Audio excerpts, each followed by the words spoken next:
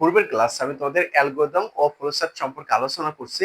আজকের ক্লাস আমি তোমাদের দুটি সংখ্যার যোগফল, বিয়োগফল, গুণফল, ভাগফল ও গড় নির্ণয়ে কিভাবে খুব সহজে অ্যালগরিদম ও প্রসেস নির্ণয় করতে হয়, আজকের ক্লাস আমি তোমাদের এটাই দেখাবো। তো দেখো এখানে বলছে দুটি সংখ্যা, তো মনে রাখবে ইনপুট হিসাবে সবসময় সংখ্যা আসে।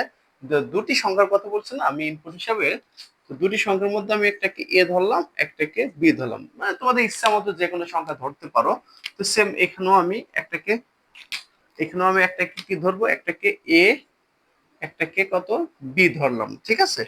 এখন দুটি সংখ্যার যোগফল মনে রাখবা, যোগফলকে সাম দ্বারা প্রকাশ করে, কি দ্বারা? সাম। তো সাম সমান কি হবে? সাম সমান হবে এ প্লাস বি। তার মানে এখানেও কি আসবে? সাম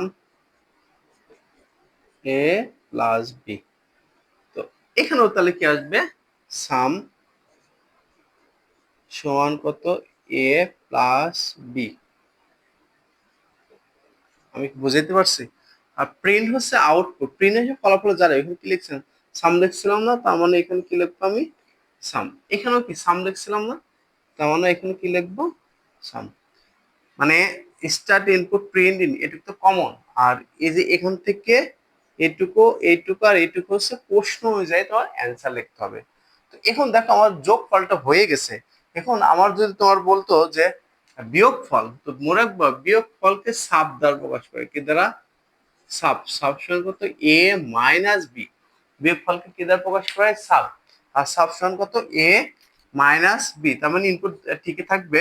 এখানে তাহলে সামের জায়গায় কি আসবে? সামের জায়গায় শুধু সাব আসবে। এখানেও কি আসবে সামের জায়গা? এখানে সরি মাইনাস, আর এখানে কি আসবে? সাব। এখানেও দেখো সামের জায়গায় কি আসবে? সাব। এখানে মাইনাস, এখানেও শুধু সাব। আমি বুঝাতে পারছি? মানে আগের স্টেপ গুলা সেমই থাকবে।